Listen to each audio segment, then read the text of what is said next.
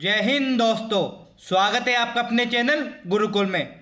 दोस्तों, आज के सेशन में हम आपको दिल्ली पुलिस कांस्टेबल 2023 के मोस्ट इंपोर्टेंट क्वेश्चनों के एमसीक्यू करवाने वाले हैं।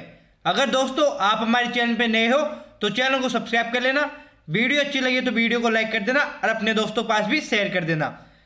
चलो दोस्तों, एक ही साथ हम अपना पहला क्वेश्चन करते हैं। आपको पहले क्वेश्चन का उत्तर देना है। दोस्तों, पहला क्वेश्चन आ गया स्क्रीन पे, इसका उत्तर आपको कमेंट सेक्शन में देना है। क्वेश्चन है हमारा, भारत के किस राज्य में समान नागरिक संहिता लागू है? तो भारत का वह कौन सा राज्य है जिसमें समान नागरिक संहिता लागू है? ऑप्शन है मेघालय, केरल, हरियाणा, गोवा। चारों में से राइट आंसर कौन सा होगा? तो समान नागरिक संहिता कौन से राज्य में लागू है? तो गोवा में है दोस्तों। ऑप्शन डी बिल्कुल राइट हो जाएगा। कौन सा है? गोवा। डी बिल्कुल राइट हो जाएगा। अगले क्वेश्चन का उत्तर देना है आपको। बताना है अगले क्वेश्चन का उत्तर क्या होगा। बताइए कि हिमालय पर्वत की एक श्रेणी अराकान योमा कहाँ स्थित है? तो बताओ कौन सा राइट आंसर होगा। हिमालय पर्वत की एक श्रेणी अराकान योमा कहाँ स्थित है? म्यांमार में, थाईलैंड में, बलूचिस्तान में, नेपाल में। तो कौन से देश में दोस्तों? अराकान योमा कौन से देश में है दोस्तों? तो म्यांमार में है दोस्तों। कहां पर है? म्यांमार में। ऑप्शन ए बिल्कुल राइट हो जाएगा। इसमें ए ऑप्शन बिल्कुल राइट हो जाएगा दोस्तों। चलो दोस्तों, इसी के साथ अगले क्वेश्चन करते हैं। आपको अगले क्वेश्चन का उत्तर देना है।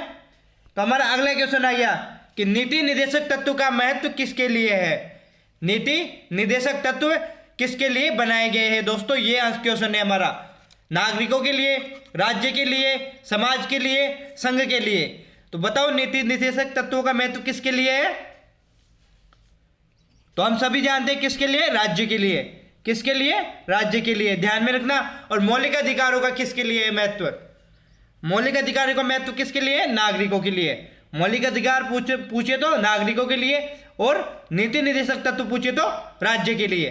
चलो दोस्तों, अगले क्वेश्चन करते हैं। आपको अगले क्वेश्चन का उत्तर देना है।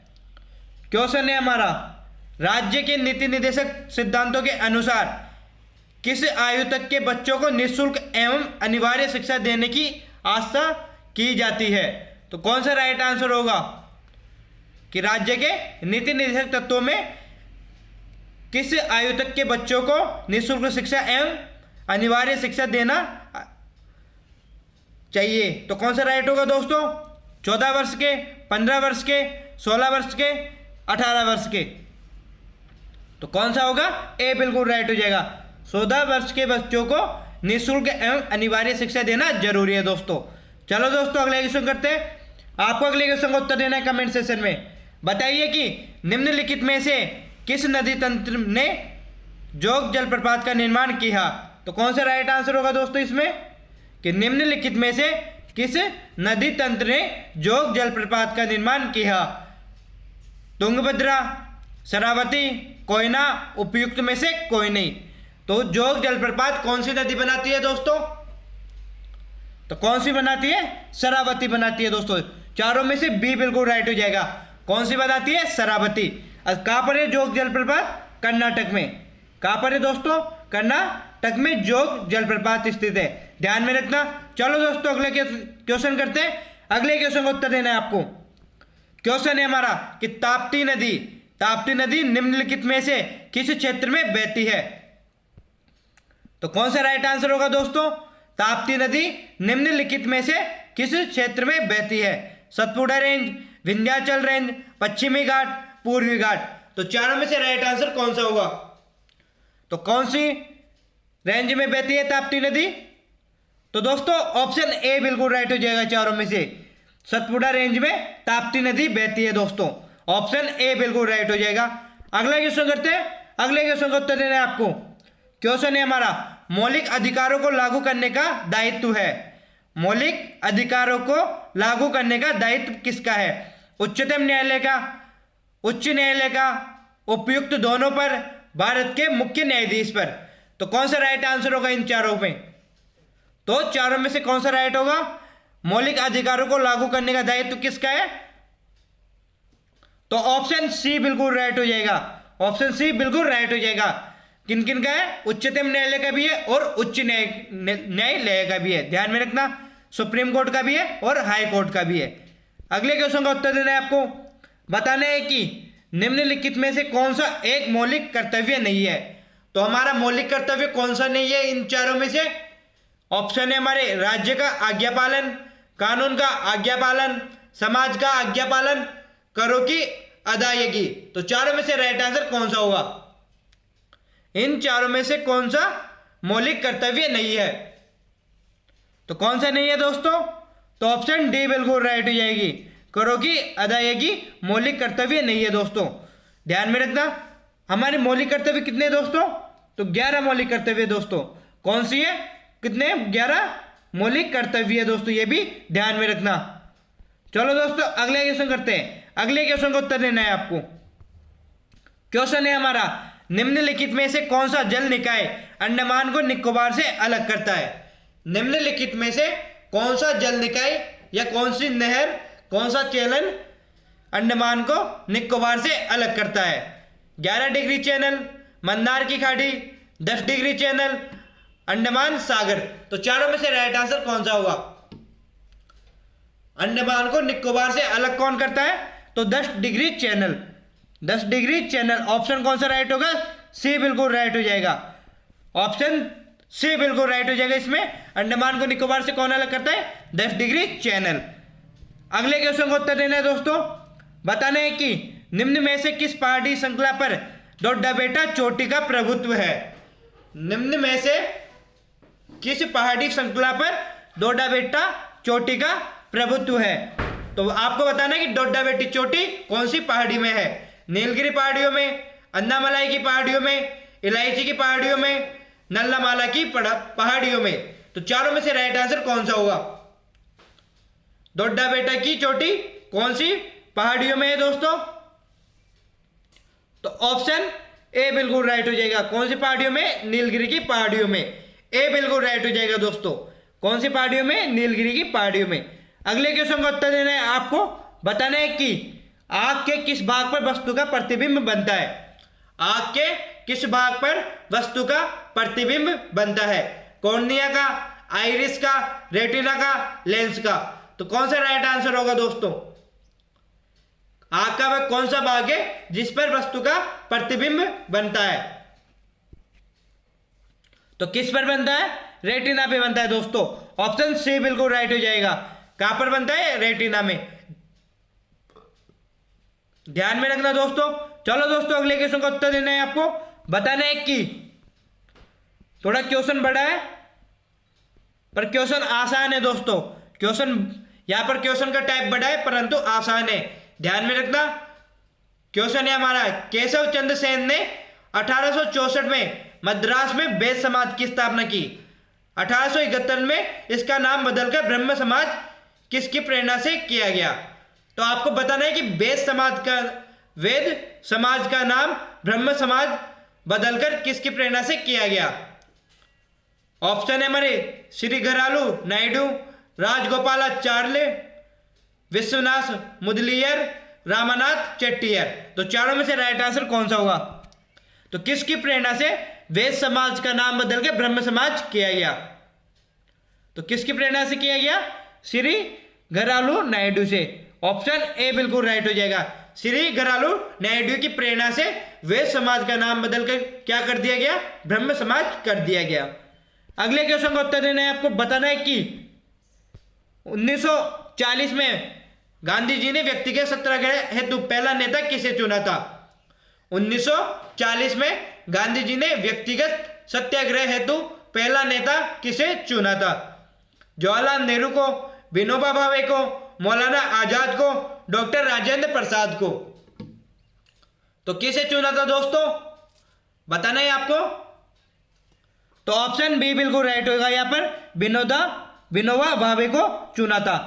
व्यक्तिगत सत्याग्रह का पहला नेता कौन था? विनोबा भावे।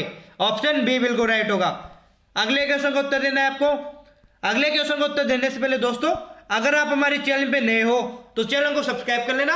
आपको ये वीडियो अच्छी लग रही है या इंपॉर्टेंट लग रही है तो वीडियो को लाइक कर देना। क्वेश्चन है हमारा, कौन सा दर्रा भारत के मणिपुर राज्य को म्यांमार से जोड़ता है? कौन सा दर्रा भारत के मणिपुर राज्य को म्यांमार या बर्मा से जोड़ता है? तुजू दर्रा, देफो दर्रा, रोहतांग दर्रा, संगपाऊ दर्रा। तो चारों में से राइट आंसर कौन सा होगा? म्यांमार को मणिपुर से कौन सा दर्रा जोड़ता है? तो तुजू दर्रा जोड़ता है दोस्तों। कौन सा? तुजू दर्रा। ध्यान में रखना, पहला बिल्कुल राइट होगा इसमें। अगले क्वेश्चन का उत्तर देना है आपको। बताना है कि पवन ऊर्जा से विद्युत के उत्पादन भारत का कौन सा राज्य अग्रणी है? पवन ऊर्जा से विद्युत के उत्पादन में भारत का कौन सा राज्य अग्रणी है? ऑप्शन है हमारे गुजरात, महाराष्ट्र, केरल, तमिलनाडु।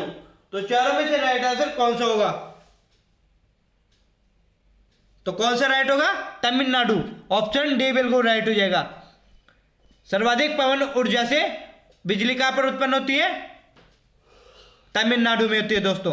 अगले क्वेश्चन को उत्तर देना है आपको। बताना है कि निम्नलिखित में से किस खनिज का भारत में सबसे अधिक आयात होता है दोस्तों?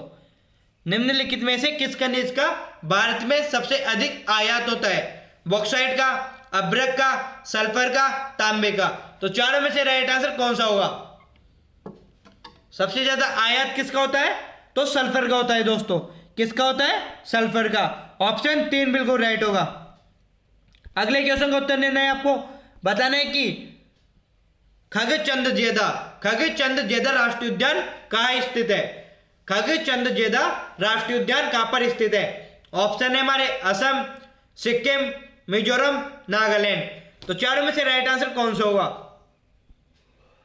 खगचंदजेदा राष्ट्रीय उद्यान कहाँ स्थित है?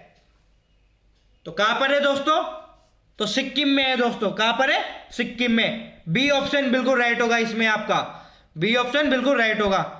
अगले क्वेश्चन का उत्तर देना है आपको। बताना है कि उष्णकटिबंधीय आर्द्र सदाबहार वन कहां पाए जाते हैं? उष्णकटिबंधीय आर्द्र सदाबहार वन कहां पर पाए जाते हैं? ऑप्शन है हमारे शिलांग के पठार पर, प्रायद्वीपीय पठार पर, अरावली पर्वतमाला पर, शिवालिक श्रेणी पर। तो कौन सा राइट आंसर होगा? उष्णकटिबंधीय आर्द्र सदाबहार वन कहां पर पाए जाते हैं? तो कहां पर पाए जाते हैं? प्रायद्वीपीय पठार में पाए जाते हैं। कौन से पठार पर? प्रायद्वीपीय पठार पर पाए जाते हैं दोस्तों। ध्यान में रखना, बी ऑप्शन बिल्कुल राइट होगा। अगले क्वेश्चन का उत्तर देना है आपको। बताना है कि निम्नलिखित में से किसने 1857 के विद्रोह को एक षड्यंत्र की संज्ञा दी? तो आपको बताना है कि 1857 के विद्रोह को किसने षड्यंत्र की संज्ञा दी? Sir John Kaye, T R. Holmes,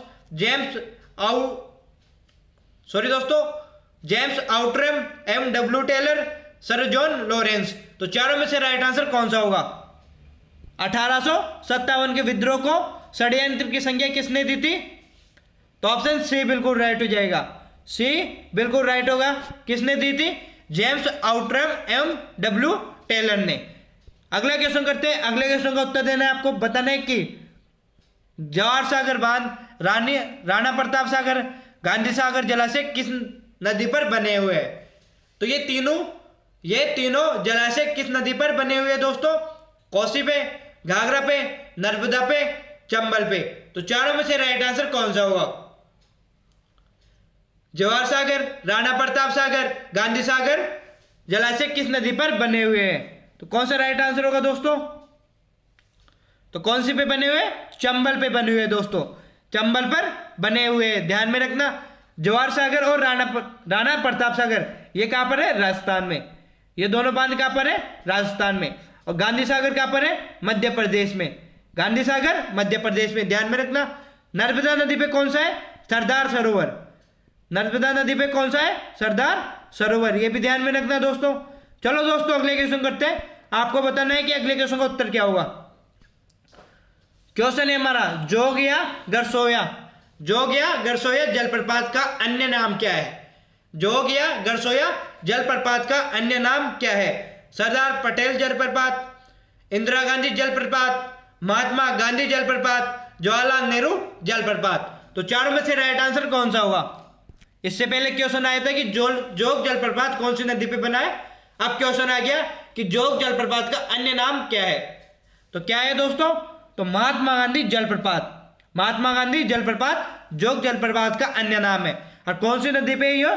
Sharavati नदी पे, शरावती नदी पे बना है। और कौन से राज्य में? कर्नाटक में है। कौन से राज्य में? कर्नाटक में। अगले क्वेश्चन का उत्तर देना है आपको। बताना है कि लघु हिमालय श्रेणी में ढालों पर मिलने वाली छोटे छोटे घास के मैदानों को उत्तराखंड में क्या कहा जाता है? लघु हिमालय श्रेणी के ढालों पर मिलने वाले छोटे छोटे घास के मैदानों को उत्तराखंड में क्या कहा जाता है? यह क्वेश्चन है हमारा। तो कौन सा राइट आंसर होगा आपको बताना है। चोस, बुंगियाल या पयार, दून, मर्ग। तो चारों में से राइट आंसर क्या होगा? उत्तराखंड में लघु हिमालय की श्रेणी के ढालों पर मिलने वाले छोटे छोटे घास के मैदानों को क्या कहा जाता है उत्तराखंड में? तो क्या कहा जाता है उत्तराखंड में घास के मैदानों को? बुंगियाल या पयार, बुंगियाल या पयार कहा जाता है। यह भी ध्यान में रखना, ये उत्तराखंड में कहा जाता है बुंगाल या पयार। जम्मू कश्मीर में क्या कहा जाता है? जम्मू कश्मीर में मर्ग कहा जाता है। यह भी ध्यान में रखना, जम्मू कश्मीर में क्या कहा जाता है? मर्ग कहा जाता है। क्वेश्चन यही होगा, पर यहाँ पर उत्तराखंड की जगह क्या हो जाएगा? जम्मू कश्मीर। तो जम्मू कश्मीर में मर्ग कहा जाता है और उत्तराखंड में बुंगियाल या पयार कहा जाता है। चलो दोस्तों, अगले क्वेश्चन का उत्तर देना है आपको। बताना है कि गिरनार की पहाड़ियां कहाँ स्थित है? गिरनार की पहाड़ियां कहां पर स्थित है दोस्तों? तो कौन सा राइट आंसर होगा दोस्तों?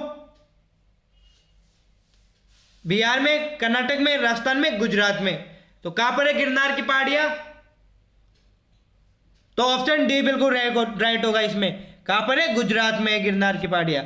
कहां पर है? गुजरात में। चलो दोस्तों, अगले क्वेश्चन का उत्तर देना है आपको। बताना है कि मौलिक अधिकारों के अंतर्गत कौन सा अनुच्छेद बच्चों के शोषण से संबंधित है? मौलिक अधिकारों के अंतर्गत कौन सा अनुच्छेद बच्चों के शोषण से संबंधित है? Article 17, article 19, article 23, article 24। तो चारों में से राइट आंसर कौन सा होगा? कौन सा अनुच्छेद बच्चों के शोषण से संबंधित है? तो अनुच्छेद 24, डी बिल्कुल राइट होगा दोस्तों। इसमें अनुच्छेद 24 होगा। चलो दोस्तों, अगले क्वेश्चन करते हैं। आपको बताना है कि निम्न में से कौन सी पर्वत चोटी संसार की दूसरी सर्वोच्च पर्वत चोटी है? निम्न में से कौन सी पर्वत चोटी संसार की दूसरी सर्वोच्च पर्वत चोटी है? नंगा पर्वत, गॉडविन ऑस्टिन, कंचनजंगा, नंदा देवी। तो चारों में से राइट आंसर कौन सा होगा? विश्व की सबसे ऊंची चोटी दूसरे नंबर की कौन सी है? तो कौन सी है? Godwin Austen. कौन सी है दोस्तों? Godwin Austen. बी बिल्कुल राइट आंसर होगा। बी बिल्कुल राइट हो जाएगा। अगले क्वेश्चन का उत्तर देना है आपको। अगले क्वेश्चन का उत्तर आपको देना है। क्वेश्चन है हमारा, नर्मदा एवं तापी नदियों के बीच स्थित है। तो बताओ कौन सा राइट आंसर होगा? नर्मदा एवं तापी नदी के बीच स्थित है विंध्य पर्वत, सतपुड़ा पहाड़ियां, अरावली पर्वत, राजमहल की पहाड़ियां। तो चारों में से राइट आंसर कौन सा होगा? नर्मदा एवं तापी नदियों के बीच स्थित है। तो कौन सी पहाड़ियां है? सतपुड़ा की पहाड़ियां दोस्तों। कौन सी पहाड़ियां है? सतपुड़ा की पहाड़ियां। ध्यान में रखना, बी ऑप्शन बिल्कुल राइट होगा। अगले क्वेश्चन को उत्तर देना है आपको। बताना है कि महान सीमा भ्रंश पृथक करता है। महान सीमा भ्रंश पृथक करता है। भारत के महान मैदान से शिवालिक से लघु हिमालय को, महान हिमालय से काराकोरम को, लघु हिमालय से महान हिमालय को। तो महान सीमा भ्रंश किसको पृथक करता है? तो ऑप्शन डी बिल्कुल राइट होगा इसमें। लघु हिमालय को महान हिमालय से पृथक करता है। ऑप्शन डी बिल्कुल राइट हो जाएगा। ध्यान में रखना। अगले क्वेश्चन को उत्तर देना है दोस्तों। बताना है कि क्वेश्चन है हमारा, कौन सा महत्वपूर्ण अक्षांश भारत को दो लगभग बराबर भागों में विभाजित करता है? कौन सा महत्वपूर्ण अक्षांश भारत को दो बराबर भागों में विभाजित करता है? 33.30 डिग्री उत्तर अक्षांश, 23.30 डिग्री उत्तर अक्षांश, 0 डिग्री, 23.30 डिग्री दक्षिण अक्षांश। तो कौन सा राइट आंसर होगा? तो कौन सा अक्षांश है दोस्तों? तो ऑप्शन बी बिल्कुल राइट होगा दोस्तों। कौन सा है? 23.5 डिग्री। 23.5 डिग्री अक्षांश भारत को लगभग दो भागों में विभाजित करता है। कौन सा होगा? 23 डिग्री 30 मिनट उत्तरी अक्षांश। ध्यान में रखना। अगले क्वेश्चन का उत्तर देना है आपको। बताना है कि कौन सा युग्म सम्मिलित नहीं है। कौन सा युग्म सम्मिलित नहीं है। झांसी मध्य प्रदेश में, अलवर राजस्थान में, मदुरै तमिलनाडु में, हरिद्वार उत्तराखंड में। तो कौन सा सम्मिलित नहीं है दोस्तों? तो दोस्तों हम सभी जानते हैं झांसी कहां पर है? उत्तर प्रदेश में। यहां पर ऑप्शन ए गलत हो जाएगा और यही हमारा राइट आंसर हो जाएगा। ऑप्शन ए गलत हो जाएगा और यही हमारा राइट आंसर होगा। झांसी कहां पर रहेगा? उत्तर प्रदेश में। अगले क्वेश्चन का उत्तर देना है आपको। बताना है कि नंगा पर्वत शिखर निम्न में से किस एक राज्य में स्थित है? नंगा पर्वत किस राज्य में स्थित है? हिमाचल प्रदेश में, उत्तराखंड में, सिक्किम में, जम्मू और कश्मीर में। तो कौन सा राइट आंसर होगा दोस्तों? हिमालय पर्वत कौन से राज्य में स्थित है? तो कौन से राज्य में? जम्मू कश्मीर में। ऑप्शन डी बिल्कुल राइट आंसर होगा। नंगा पर्वत कहां पर है? जम्मू कश्मीर में। अगले क्वेश्चन का उत्तर देना है आपको। बताना है कि निम्नलिखित में से कौन सा नगर कर्क रेखा से निकटतम दूरी पर अवस्थित है? तो इन चारों में से कौन सा नगर कर्क रेखा के नजदीक है दोस्तों? ऑप्शन उज्जैन, जबलपुर, अगरतला, गांधीनगर। तो चारों में से कर्क रेखा के नजदीक कौन सा नगर है दोस्तों? तो कौन सा है? अगरतला। कौन सा है? अगरतला। ऑप्शन सी बिल्कुल राइट होगा। अगरतला कर्क रेखा के नजदीक है दोस्तों। अगले क्वेश्चन को उत्तर देना है आपको। बताना है कि क्वेश्चन है हमारा 1981 में स्थापित भारतीय वन सर्वेक्षण विभाग का मुख्यालय कहां पर स्थित है? 1981 में स्थापित भारतीय वन सर्वेक्षण विभाग का मुख्यालय कहां पर है? ऑप्शन है हमारे देहरादून, जम्मू कश्मीर, शिमला, केरल। तो चारों में से राइट आंसर कौन सा होगा? तो कहां पर है दोस्तों? देहरादून में है। कहां पर है? देहरादून में। भारतीय वन सर्वेक्षण विभाग का मुख्यालय कहां पर है? देहरादून में। अगले क्वेश्चन को उत्तर देना है आपको। बताना है कि राष्ट्रपति किसकी सलाह पर लोकसभा को समय से पूर्व भंग कर सकता है? राष्ट्रपति किसकी सलाह पर लोकसभा को समय से पूर्व भंग कर सकता है? संसद की सलाह पर, प्रधानमंत्री की सलाह पर, लोकसभा के अध्यक्ष की सलाह पर, या इनमें से कोई नहीं? तो किसकी सलाह पर कर सकता है राष्ट्रपति लोकसभा को भंग? तो प्रधानमंत्री की सलाह पर। ऑप्शन बी बिल्कुल राइट होगा। प्रधानमंत्री की सलाह पर राष्ट्रपति लोकसभा को समय से पूर्व भंग कर सकता है। अगले क्वेश्चन को उत्तर देने आपको। बताना है कि बंगाल गजट नामक समाचार पत्र के संपादक कौन थे? बंगाल गजट नामक समाचार पत्र के संपादक कौन थे? Girish Chandra Bose, Devendra Nath Tagore, James Augustan Hickey, या इनमें से कोई नहीं? तो बंगाल गजट नामक समाचार पत्र के संपादक कौन थे दोस्तों?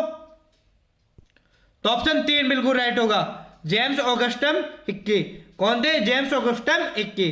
चलो दोस्तों अगले क्वेश्चन को उत्तर देने आपको। बताना है कि भीमबेटका की गुफाएं किस राज्य में स्थित है?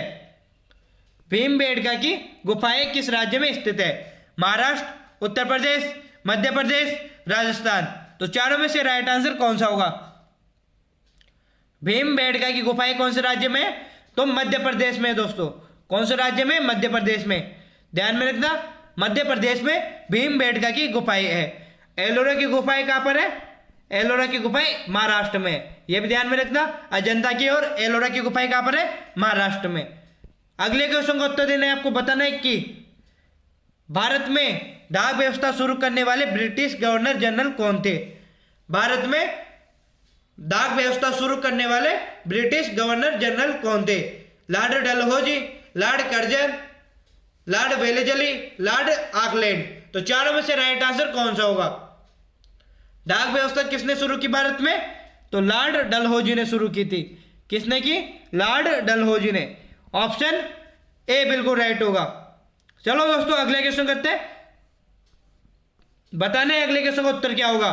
किस सभ्यता के शासक फराओ कहलाते हैं? किस सभ्यता के शासक फराओ कहलाते हैं? यूनान, मिस्र, रोम, सुमेरिया। चारों में से राइट आंसर कौन सा होगा?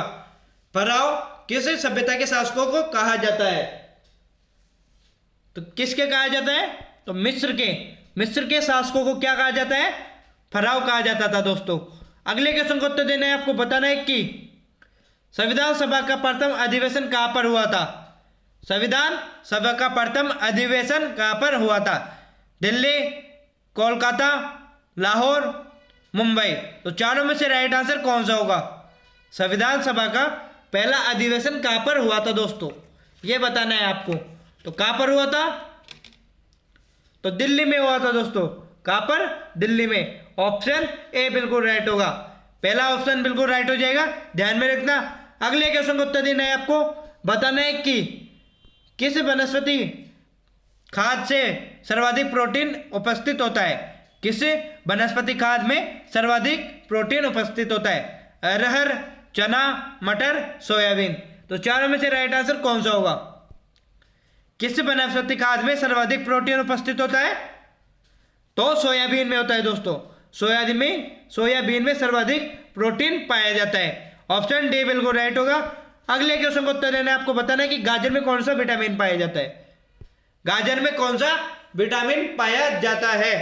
Vitamin A, vitamin B, vitamin C, vitamin D. तो कौन सा राइट होगा दोस्तों? गाजर में कौन सा विटामिन पाया जाता है? तो विटामिन ए पाया जाता है। गाजर आंखों के लिए सही होता है दोस्तों। मानव नेत्रों के लिए गाजर खाना अच्छा रहता है। इसमें कौन सा विटामिन पाया जाता है? ए पाया जाता है। अगले क्वेश्चन का उत्तर देना है आपको। बताना है कि भारत में प्रथम ओन मिल कहां पर स्थापित की गई? भारत में प्रथम ओन मिल कहां पर स्थापित की गई? कानपुर, पंजाब, पश्चिम बंगाल, बीकानेर। तो चारों में से राइट आंसर कौन सा होगा? प्रथम ओन मिल कहां पर स्थापित की गई? तो कहां पर की गई दोस्तों? कानपुर में की गई। ऑप्शन ए बिल्कुल राइट होगा। कहां पर? कानपुर में की गई। चलो दोस्तों, आज का सेशन का हमारा ये आखिरी क्वेश्चन था। इसी के साथ आज का हमारा ये सेशन यहीं पर समाप्त होता है। अगर आपको हमारी वीडियो अच्छी लगी तो वीडियो को लाइक कर देना और कमेंट भी कर देना कि कैसी लगी वीडियो, और अपने दोस्तों के पास भी शेयर कर देना। अगर आप हमारे चैनल पे नए हो तो चैनल को सब्सक्राइब कर लेना और बेल आइकन को भी क्लिक कर लेना, ताकि आपको हमारे वीडियोज का नोटिफिकेशन तुरंत मिल सके। और दोस्तों, आपको बताना है कमेंट सेक्शन में आपके 40 में से कितने क्वेश्चन बिल्कुल राइट हुए। कमेंट सेक्शन में बताना है कि 40 में से कितने क्वेश्चन बिल्कुल राइट हुए। और इसी के साथ दोस्तों, हम आपके लिए 10 तारीख मॉर्निंग में आपके 9 बजे 10 तारीख मॉर्निंग में 9 बजे आपके लिए 300 क्वेश्चनों की महामैराथन डाली जाएगी दोस्तों। तो उस महामैराथन को लेना ना भूले। उस महामैराथन में आपके जीके जीएस के, रीजनिंग के, कंप्यूटर के, करंट अफेयर्स के सभी मिक्सअप होंगे दोस्तों। उसमें आपको सभी करवाया जाएगा। तो उस क्लास को लेना ना भूले आप। आपके 300 क्वेश्चनों की महामैराथन होगी वो। चलो दोस्तों, इसी के साथ हमारा ये सेशन समाप्त होता है। जय हिंद, जय भारत, जय श्री राम दोस्तों।